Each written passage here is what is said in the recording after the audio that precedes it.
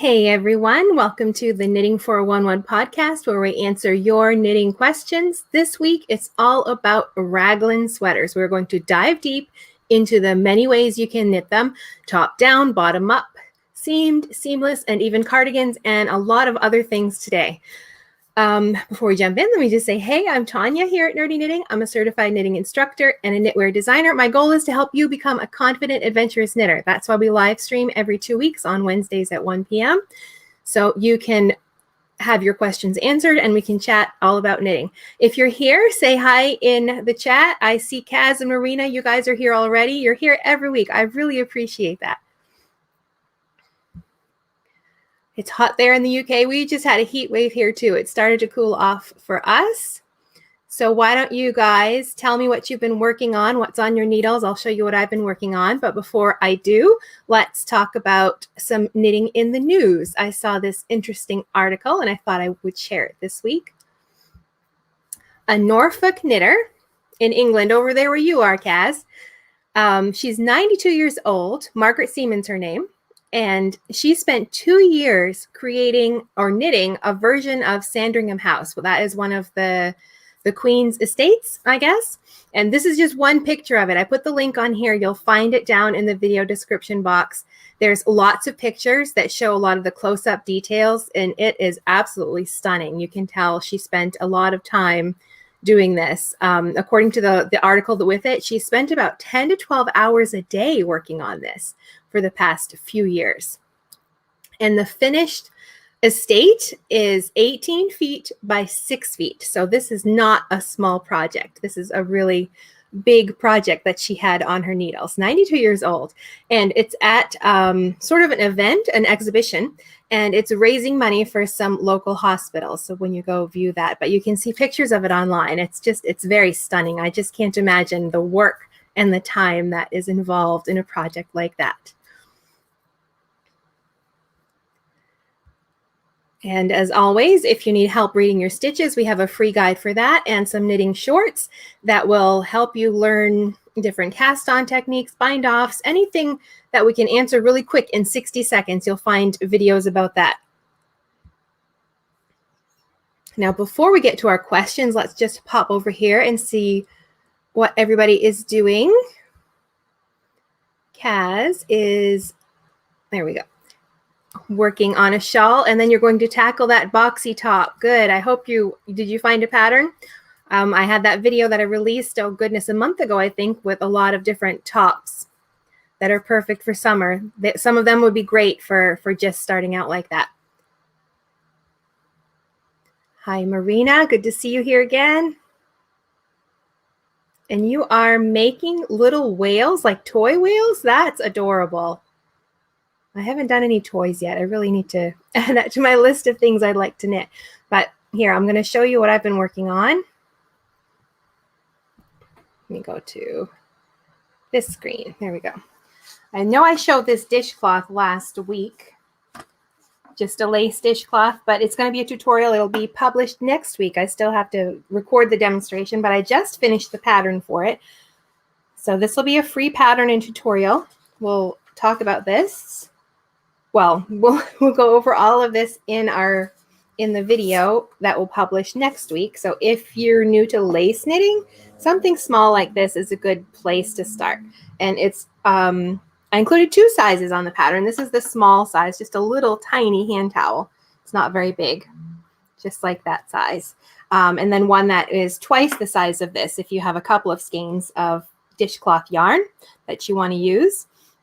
And that's what it uses. If you have like a favorite, I really like Knit Picks Dishy. Let me see, I've got that. This is what I used for this one. It's a really nice, affordable, lots of good colors. But any dishcloth yarn that's a medium weight 4, worsted weight, would work for this. If you have a favorite dishcloth yarn, then this is a fun project to practice your lace. So next week, we'll be diving into that, and you can get the pattern and everything for that. And let me see, my sweater is making good progress. I just have the hem left to do. I better go back to this screen because it's a lot bigger. I just have a couple more inches to finish down here. And then the neckline, because it's a little deeper than I thought it would be. But this is Raglan. We're going to be talking about Raglans today. And that's, let me see if you can see them there. That's that Raglan seam line right there. Now the issue with that, and I'm a little bigger, so my sweaters are bigger, so they're heavier. That additional weight, plus I'm using a cotton hemp yarn. So plant fibers, not as elastic as wool, so they tend to sort of sag with time. And so between those two, the extra weight plus the yarn, plus Raglans don't technically have seams. You're just working those increase lines. Like normally you would have a seam right there, and that would help hold the weight of the garment. So because of all of those factors, I knew things would droop a little bit, but it's a little more droopier than I thought. But I still have to pick up stitches and finish the neckline. So I'll probably be picking up some extra ones. But I really do like that little bit right across the front. That's really pretty. Just a simple feather and fan. So that's almost done. Hopefully by the next live stream, I'll have that finished because it was to be for the summer. And I'd like to have it knit so I can wear it. And then this is another one I've been sort of call it my choose your own adventure wrap, shawl, scarf thing. It's not very wide, but this is just Karen Skinny Cakes yarn. I think it's 100% acrylic. I don't have the label right here, but it's sort of a self-striping, but in wide stripes. So every time the color changes, I switch to a different stitch pattern, and I'm going just between garter, stockinette, this lace mesh, which all it is just to knit two together and yarn over. And then this textured pattern, which is sort of like it's knit one, purl one, rib, but only every other row. So you just get like this textured, really, really simple stitch patterns. And the shape is not hard to do. You're decreasing at the edges and then increasing in the middle. So you get this sort of arrow, bias, chevron, it's got a lot of names, shape. So it's really fun because every time the color changes, I change to a different stitch pattern. So I'm getting all of these really fun things going on. So I think this one was just supposed to be for fun, but I really like it. So I think I'm going to turn it into a pattern. So we'll have to keep an eye out for that one. So if you have any of that self-striping with wide stripes, you don't want like a thin striped sock yarn. You want something wider. I think this is a DK weight yarn too. So Craft Yarn Council 3, I think, or 2. No, 3. Sport is a 2. Anyway, so that will be coming out when I finally finish it, but it's going to be pretty long. So you can see the end sort of curling right here, but it creates an arrow. The other end, when it's done, will be the point, but that's what happens when you decrease at the edges and increase it at the middle. You get that shape. But this one is really fun. It's just enough to keep me interested, changing all of those stitch patterns, but simple enough that it's not too taxing on my brain, which is nice for summer knitting. So that's on my needles. Oh, I'm glad you like the pattern, Kaz. And you can't read patterns. Well, we're going to go, if you're talking about that lace dishcloth, we're going to go over how to read the pattern and everything. It'll be a full tutorial showing you how to read the chart, how to read the pattern, how to follow the written instructions. I have to sit down and record it. I was going to this morning and I just didn't get around to it. But I'll get it done this afternoon and then get it edited. It'll be uploaded next week. So that's all that I've been knitting. But I do like to always show a resource or a book because, of course, this is nerdy knitting and we can't be nerdy without some books, right? So this is the book I wanted to show this week. Since we're going to be diving deep into sweaters, I wanted to share some of my favorite sweater knitting books. And this one by Amy Herzog, her Ultimate Sweater book. She has a whole bunch and I like them all. They're really good. But this one it's a little bit different. It's more like a choose your own adventure. I'll show you what I mean. We'll look at the contents first. Like she goes over most of the basic shapes, drop shoulder, raglans, yokes, set and sleeve, and how to take measurements, how to figure out how much ease you want, all of the basic things. And then she has a section on adjusting different parts of your sweater. And this is really super useful for, Well, anybody who can't knit a sweater pattern straight out of the pattern. We all have different bodies, and it's very rare that you don't have to change something in the pattern. Here, I'm going to go back to me for a second. I know that everybody loves, I think that's why we like shawls and things like that, because you don't have to make adjustments. But when you're knitting a sweater, you really want it to fit, and you're probably going to have to make adjustments. I know, goodness, you go buy clothes in the store, and you have to try on lots of things to find the thing that looks right on you. Your knitting pattern isn't going to be much different. They have standard measurements they follow. Everybody will have their own. Every designer will have certain ones they use. But to change anything, everybody's going to have to change things. My arms I have a long torso, but I have short arms. So if I knit a sweater, that would be the same, like the sleeve length would fit the torso length. The sleeves would be over my fingertips. So I always have to adjust my sleeve length and adjust the rate of increasing or decreasing for that. I have a larger bust, so I have to accommodate for that. If I don't, then the front of my sweater rides up. So I always work either increases or decreases, or some short row shaping for fixing that bust area. So you might have different things that you have to consider. Perhaps you have really narrow arms, so you have to adjust the size of the sleeve. There's lots of things to consider. So a pattern is a good starting place, but it's very rare that you'll get a perfect fit just by following the instructions in the pattern, if you have anything you need to change or adjust. And that's why I like this book. Let me go back to that camera, because she talks about all of the adjustments that you can make. And the ones that are easier to do, adding waist shaping, adjusting sleeve length, adjusting the body length of the sweater. Those are all really simple to do, even changing out the neckline shaping.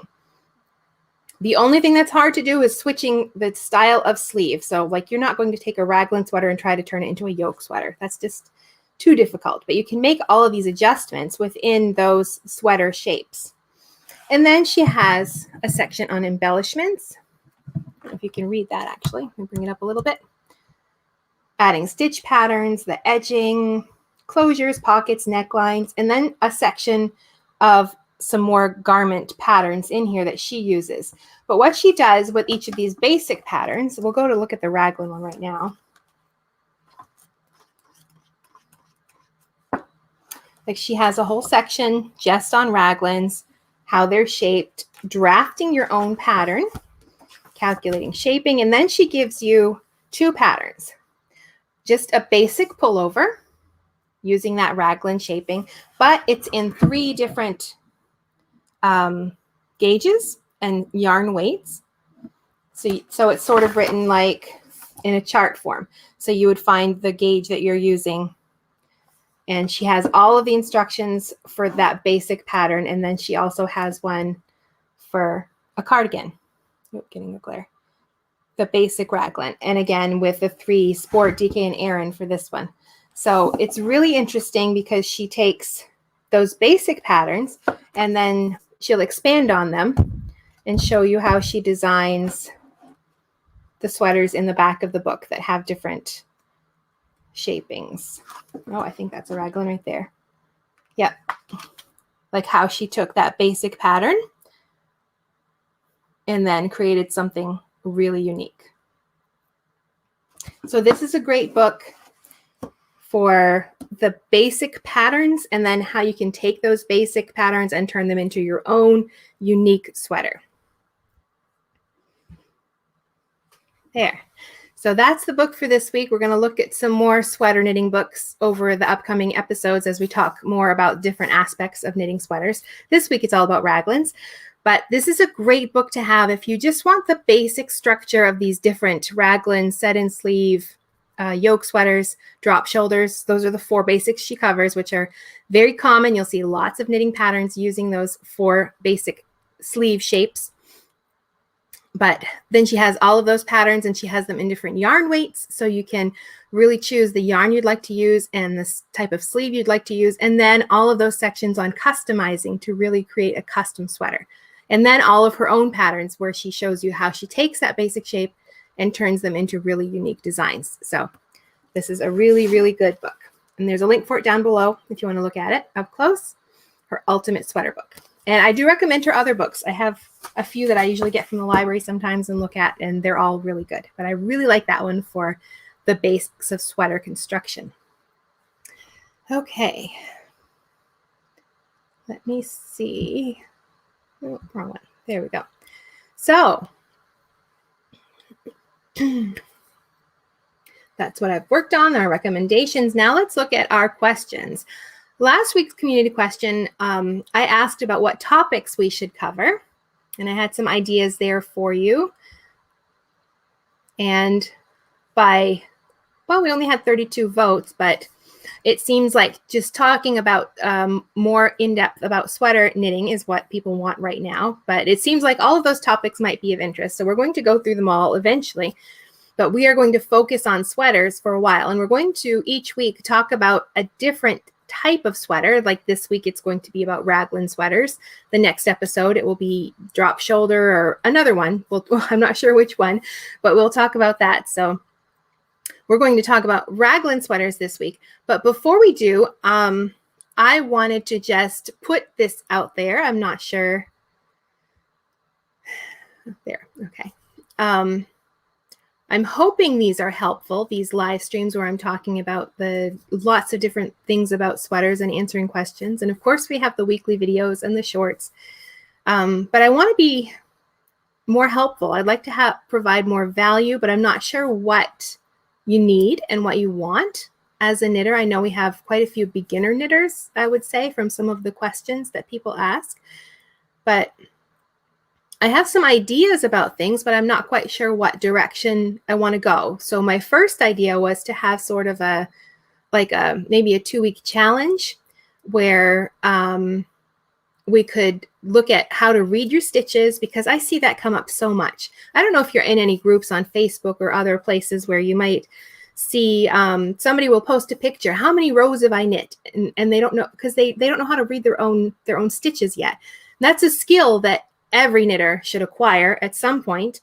But I wasn't sure if like a challenge where we learn about all of the different, the basic stitches, how to read all of those different stitch patterns, how to read stockinette, reverse stockinette, garter stitch, seed stitch, things like that.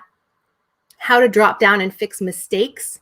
Like if you pick up the wrong stitch, if you add a yarn over, something like that. Because that's another thing that I commonly see is if somebody's made a mistake and it's a couple inches back, they're like, how can I fix this? And so many people will tell them that they need to frog back or they need to rip back and fix it, when it could be something that they could just drop down and fix that one stitch without having to take out all of their work. So if that's something that is interesting to you, leave me a comment either in the chat, or if you're watching the replay down below, leave a comment there if that's something that you would be interested in doing. Now it would be a new thing because it would be a lot more work for me. It would probably be, I would charge for it. Wouldn't be much, maybe $10. And it would be a 2-week challenge where we would have videos every other day and time for you to actually get your knitting out and practice these things. So it would be something that you'd have to know how to knit already. You need to know how to knit, purl, cast on, bind off, but we would probably cover anything else. But if that's something that you'd like to do, then that is one of the things I was thinking about. And the other thing I was thinking about is knitting sweaters, basically, but small sweaters. I'm going to show you what I mean right here. I have a class that I had developed when I was first becoming a knitting teacher, and it was how to knit a raglan sweater. That was the first garment class I taught. So you can see the shaping right there for the raglan, but it's just like a small baby sweater. So when I talk about doing like a sweater class like this, it wouldn't be, because I don't think it would take a lot of time to prepare a class where it would be like an adult size sweater with all the modifications you might want to make. But if you want to do like a small challenge where we knit a baby size sweater, so you can learn about the basic construction and how it's done, then that would be another class that we could do. But again, this one, because I've already developed the class. It's a 5-week class. If I were doing it like in a yarn shop or something, handout pattern, all of that. So it wouldn't be free either. We'd have to charge for this. And then we'd have like special Q&A videos just for that. We'd walk through all of the steps.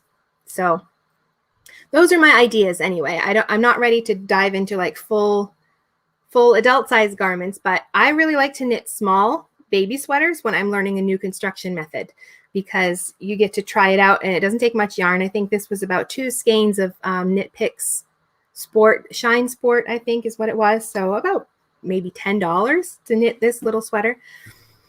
So those are the 2 things I'm thinking about. If you're interested in doing some sort of a challenge or a workshop, anyway, I'll leave it at that this week, but I really would like to dive a little deeper into these topics with a smaller group. This would have to be, it wouldn't be open to everybody. It would be like maybe 20, maybe 50 people at the most.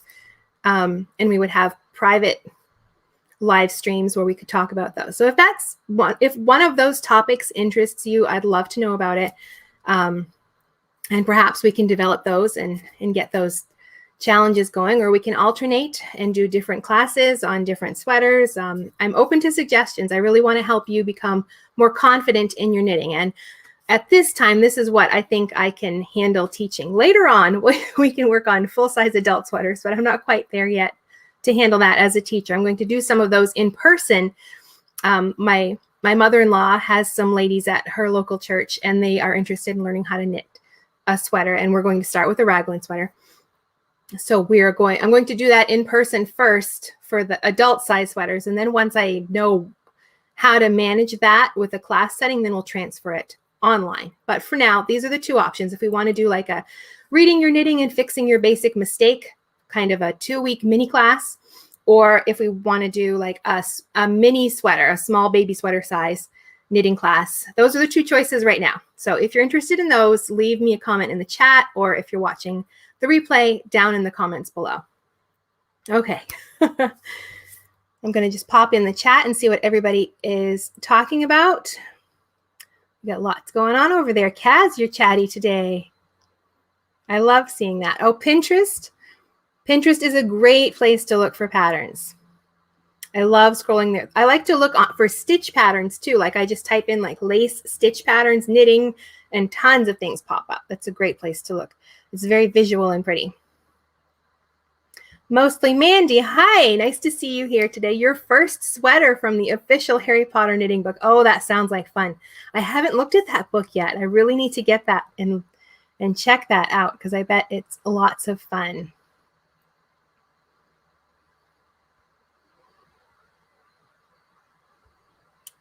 And Mostly Mandy again. You love a challenge, very beginner. 4th project. Oh, wow. That's awesome.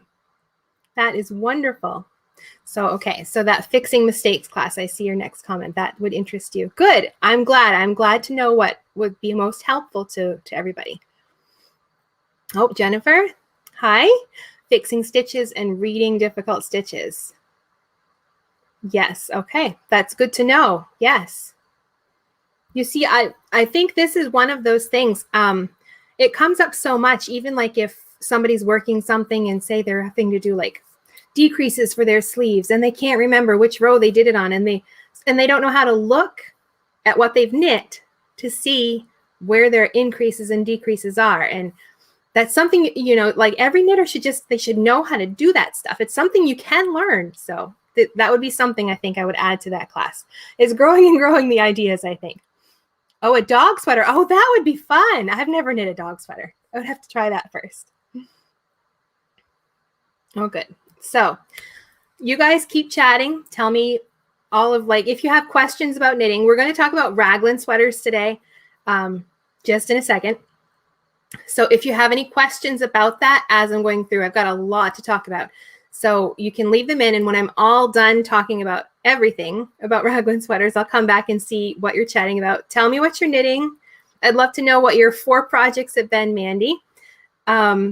And any questions you have about sweater knitting, or any knitting questions at all, really. But let's dive into our topic. I'm going to pull up my presentation here. Okay.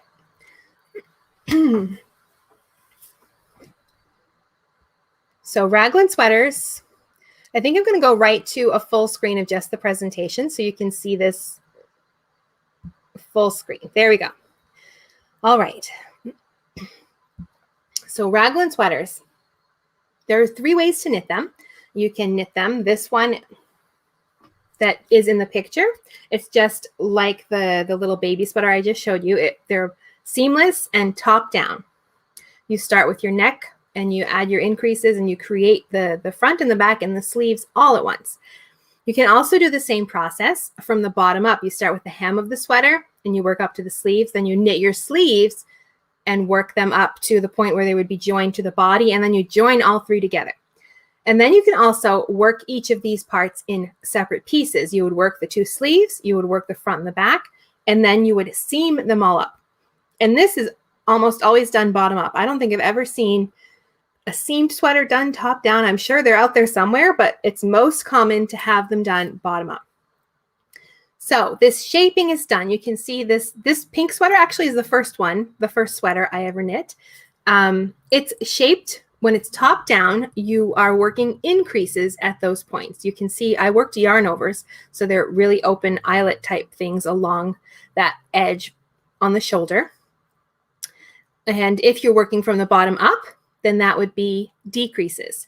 So you would start at the bottom and then you would decrease down to the neckline. And you can see from the picture, I've circled the points where usually the pattern will tell you knit so many stitches, place a marker, knit so many stitches, place a marker. Those 4 points are where you would have your markers. And most likely you'd have 2 markers at each of those points. So you'd have 8 markers going on here to tell you where to put those increases with the stitch or whatever little, how many stitches you'd have in between those increases would be where that circle is. So that's the basic construction. We're going to break this down even more. We'll start with the seamless top down. Now, I think this is probably the easiest kind of sweater for a new knitter to make if they want to start with a seamless sweater, which many knitters do. So there's a link. You'll find a link for this down at the bottom. That's where these pictures come from. And it's one of the sweaters I recommend for new knitters. It's the Flax sweater by Tin Can Knits. But you can see they've got it in progress here. They've got their stitch markers. And you can see they've got the neckline, the garter stitch edges. Those are the 2 sleeves. And then the front and the back. And they're making progress, adding their increases.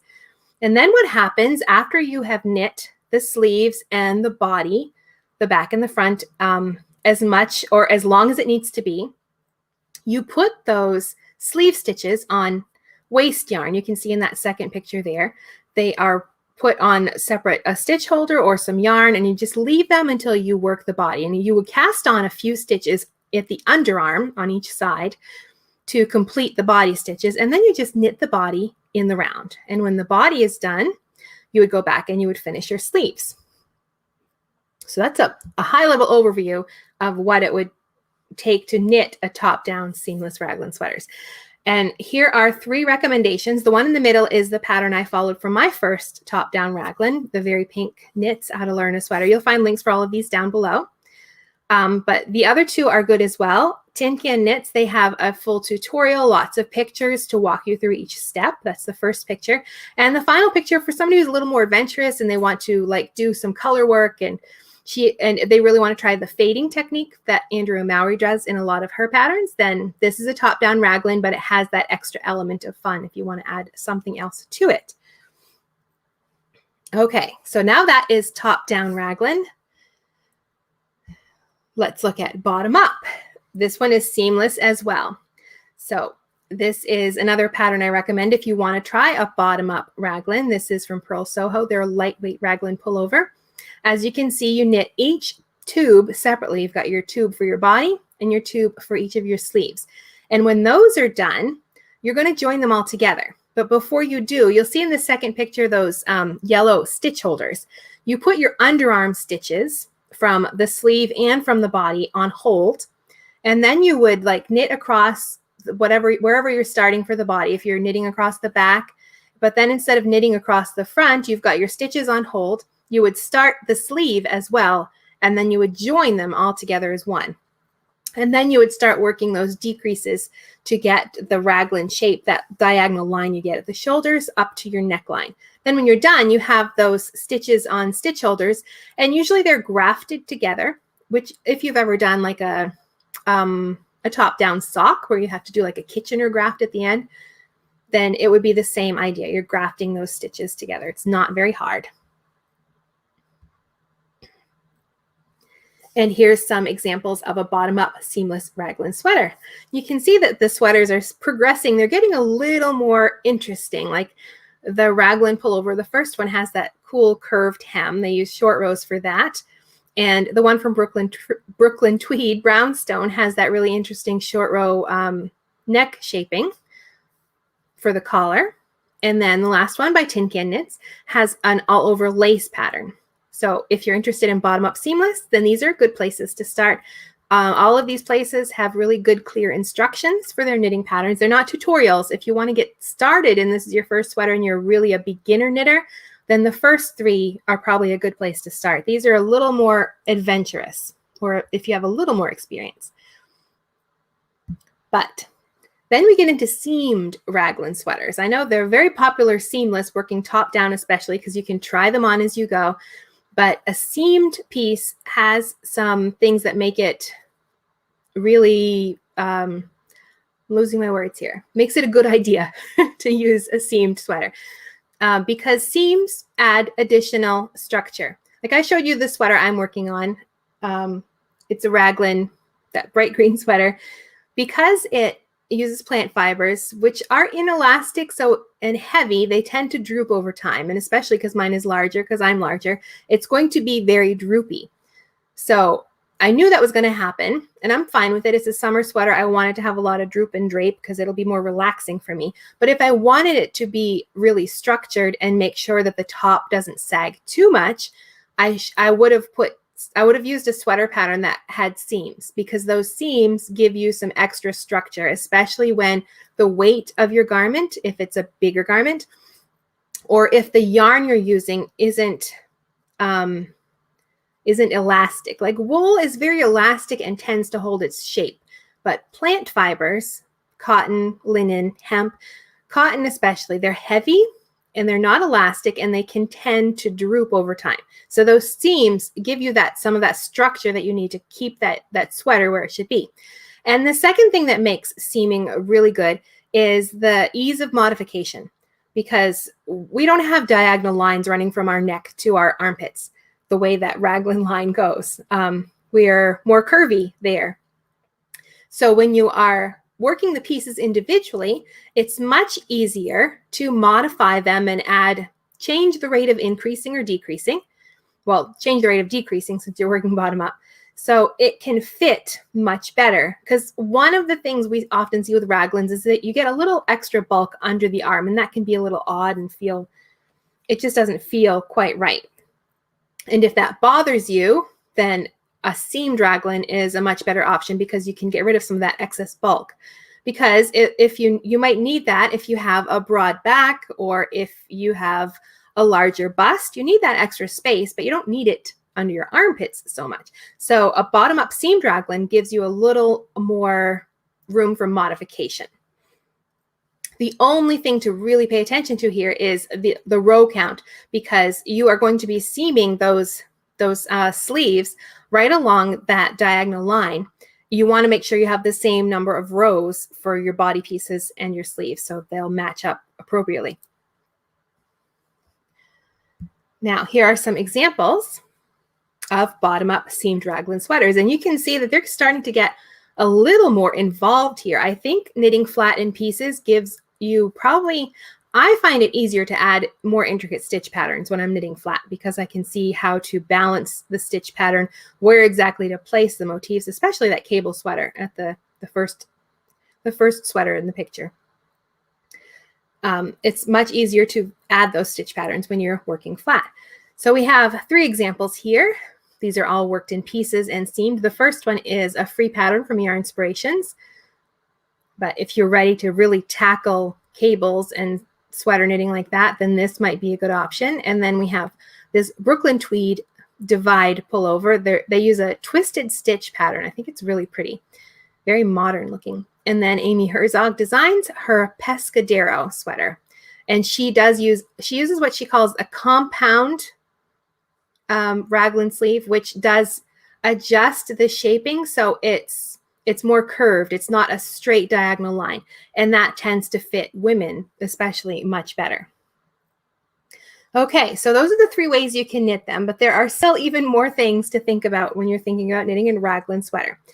Now, talking about seamless first, it's a seamless top-down raglan is really an easy first sweater. Once you figure out what's going on with all of those stitch markers and where you're supposed to do your increases, once you get going, it's a really great first sweater because you can put it on waist yarn and try it on to make sure it's fitting you as you go, especially for somebody who's a little nervous about doing like a whole big gauge swatch and then knitting all these separate pieces and seaming them up only to find out that the sweater doesn't fit. This is a good way to fit as you go, basically. And you can slightly change the rate of increase and decrease to modify the fit. So usually it's every other round you are increasing if you're working top down. But say your arms are narrow and you don't need them as wide as the front of their back, you can skip the increases on every other round, and that would make them more narrow. So you can slightly change your increases and decreases to modify the fit, but not as much as you can if it were seamed. So with a seamed sweater, you're getting that additional structure because when you add seams around your shoulders, it just gives the yarn something to hold onto, and it provides some structure, and it helps the sweater hold its shape. And it's much easier to modify the fit around the shoulders in a seamed sweater. But we can also take all of these constructions and turn them into cardigans as well. And they can be worked in both directions. You can start top down, you can start bottom up, and you can work them in pieces and seam them up. And the one thing to know here, of course, is that a raglan sweater knit in the round, you are knitting in the round. But if you're knitting a cardigan that has an open front, then you're going to be knitting flat. So our first example here by Isabel Kirrmaier has this pretty lace detail down the front. So you would cast on, this is a top-down seamless, so you're casting on at the neck and adding your stitch markers for your increases, and the sleeves are plain. I'm not sure about the back, but then you've got that pretty design that's worked along the front. So you would work back and forth in rows until you get to the full width that you need, and then you would separate the sleeves and the body, and you would just continue the body around and then finish your sleeves and add your button band. And the second one, Boardwalk by Tin Can Knits, is a very simple, no stitch patterns going on here. So if you want to do a raglan cardigan and you're looking for something very simple and basic, you have a pretty yarn to show off, then that would be a good pattern. And the last one is from Knitty. This is Oblique by Veronique Avery. This one is a seamed piece. So we're working all of these pieces separately, and you can see there's more stitch patterning going on here, which is easier when you're working those pieces flat. So you work them and then you would seam them all up together, and it has that raglan sleeve shaping. Now, what I really like about raglans, even if you want to do a simple pattern like Boardwalk, what you can do is add really interesting details along the sleeve where the shaping is done. You can see in the 2 examples here. Neither one of them are really tons of stitch patterns going on, but the first one, the big Y, you can see she just has that simple sort of a rib pattern. Well, she's got the big turtleneck, and that pattern goes along that raglan edge, and then it continues on right down the side. And that's just a really nice focal point for a sweater. And it's an easy thing to do if you're knitting even a simple raglan, to add something interesting between those stitch markers. And the second one here, Wanderling by Isabel Kirrmaier, she has a simple, I think it's a mock cable that's worked where that raglan line would be. So you can take those, let me see. So you can even take a very simple basic raglan and then add a few extra stitches where the shaping would be and do something really pretty, a little lace, a little mock cable. So it would be really simple to modify even that. So if you're feeling adventurous, you want to do a plain sweater but add a little modification, that would be a good place to add that. So that is a lot of information about raglan sweaters. So if you have any questions about that, drop them down and we'll talk about them. And let's see what everybody is chatting about. Mostly Mandy, she started with a house scarf in the Harry Potter book, then the fingerless gloves. Loads of mistakes. Well, you'll learn. That's what all of those first projects, you learn. Oh my word. The more you know, just the bigger your mistakes get, believe me. So it's better to learn them while it's small things. You must like Harry Potter, all this Harry Potter stuff. I really need to get that book, I think. Oh, and more. The leg warmers and now the house cardigan to match your scarf. That's awesome. That is a lot of great knitting. And Kaz, your Nan used to knit tops. Your late Nan, yeah. My mom's a knitter too, and it's nice I call her up and we'll chat about knitting, or she'll call me. She stays up late and I go to bed early. I'll take a book to bed, or I'll knit in bed at night, and she'll call me and on like a video chat or something. And she's like, why are you in bed already? And I'm usually there knitting. So she'll chat and tell me what she bought recently for yarn, or when she finds a good deal. So that's always fun. You bought the book, the Harry Potter book. You committed to actually making it all. That's awesome. That's commitment. Okay, can I say it's a bit nerdy too? Harry Potter and all. Which is okay. We love nerdy knitting here.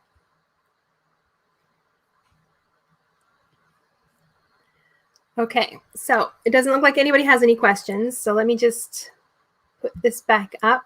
We have a new community question. I posted this last week and I wanted to mention it here. So you can pop over. There's a link for it down below. It'll take you right over to the community tab on the Nerdy Knitting YouTube page. Tell me how much you've been knitting this week. Now that it's summer, are you like not knitting as much in the summer, or do you knit a lot in the summer? I find I actually knit more because around 2 o'clock or so, I want to be done with work and go outside and enjoy some sun. So I'll take my knitting out and go listen to a podcast or watch something on YouTube or listen to a book and take my knitting with me. So you can pop over and tell me how much you've been knitting this week.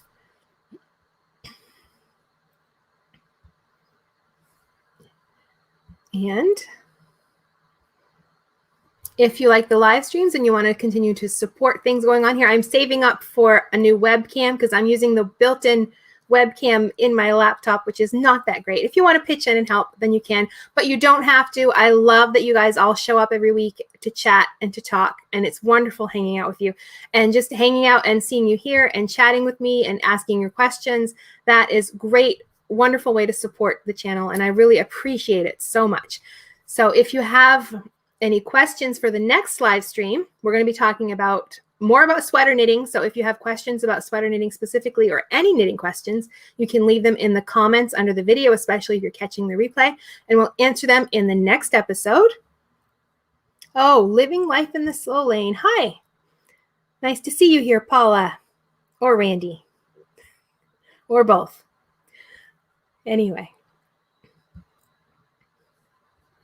So it's been wonderful chatting with you today. Thank you so much for hanging out with me. Oh, I'm so glad you were able to catch the live too, Mandy. It was so nice to see a new face in the chat. We've got lots of great people showing up now. This is so much fun. So much fun to see everybody here.